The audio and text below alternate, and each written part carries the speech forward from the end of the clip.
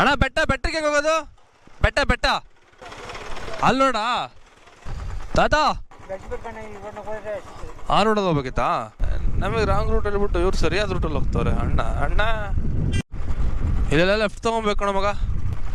ಅಣ್ಣ ಬೆಟ್ಟಕ್ಕೆ ಸಾಕಾದಾಗಿದೆ ವೆದರ್ಗೂ ನಾನು ಬಂದಿರೋದಕ್ಕೂ ಅಲ್ವಾ.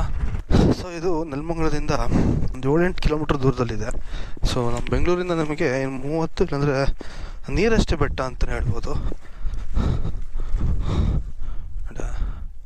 ನೋಡ್ಕೋಬೋದು.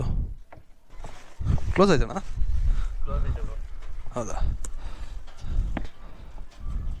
ಸಿಕ್ಕಾಪಟ್ಟೆ ಗಾಳಿ ಬರ್ತಿದೆ, ಸಿಕ್ಕಾಪಟ್ಟೆ ಜಿಟಿ ಮಳೆ ಬರ್ತಿದೆ. ಸಕ್ಕತ್ತಾಯ್ತಲ್ಲ? ಸಕ್ಕತ್ತಾಗಿ ಇಷ್ಟ ಇದೆ. ಎಲ್ಲ ಬಂದು ವಿಸಿಟ್ ಮಾಡಿಲ್ಲ, ಬಂದು ವಿಸಿಟ್ ಮಾಡಿ. ಒಳ್ಳೆ ಮಳೆಗಾಲದಲ್ಲಿ ಒಳ್ಳೆ ಟೈಮ್ ಅಂತಲೇ ಹೇಳ್ಬೋದು. ಸೊ ಸ್ನೇಹಿತರೆ, ಇದೇ ಒಂದು ದೇವಸ್ಥಾನ. ಈ ದೇವಸ್ಥಾನದ ರಾಮ ಮತ್ತು ಆಂಜನೇಯ ಸ್ವಾಮಿ ಮತ್ತು ಶಿವನ ದೇವಸ್ಥಾನ ಮುಂದೆಗಡೆನೇ ಇರೋದು ಕಲ್ಯಾಣಿ. ಸೊ ಇದಕ್ಕೂ ಬಂದು ವಿಸಿಟ್ ಮಾಡ್ಬೋದು. ಸೊ ನೋಡಿ, ಸುತ್ತಮುತ್ತ ಮಾತ್ರ ಅಲ್ಲ, ನೀವು ಹಾಫ್ ಡೇ ಒಂದು ಟ್ರಾವೆಲ್ಗೆ ಒಳ್ಳೆ ಪ್ಲೇಸ್ ಅಂತಲೇ ಹೇಳ್ಬೋದು. ನಮ್ಮ ಬೆಂಗಳೂರಿಂದ, ನಮ್ಮ ನೆಲಮಂಗಲದಿಂದ ಇನ್ನೂ ಹತ್ರ. ಸೊ ನೋಡಿ, ಅಲ್ಲಿ ಶಿವಗಂಗೆ ಬೆಟ್ಟ ಹಿಂಗೆ ಕಾಣಿಸುತ್ತೆ, ಫುಲ್ಲು ಕ್ಲೌಡ್ ಕವರ್ ಕೊಡು. ಸೊ ಯಾರೆಲ್ಲ ಬಂದು ವಿಸಿಟ್ ಮಾಡಿಲ್ಲ, ಬಂದು ಇಂಥ ಪ್ಲೇಸಿಗೆ ದಯವಿಟ್ಟು, ಯಾಕೆ ಅಂತ ಹೇಳಿದ್ರೆ ಬೆಂಗಳೂರು ನಿಯರೆಸ್ಟ್ ಇರೋದ್ರಿಂದ ನಮಗೆ ತುಂಬಾ ಹತ್ರ ಆಗುತ್ತೆ. ಮಾಡಿ. Bye, take care all. ಜೈ ಕರ್ನಾಟಕ ಮಾತೆ.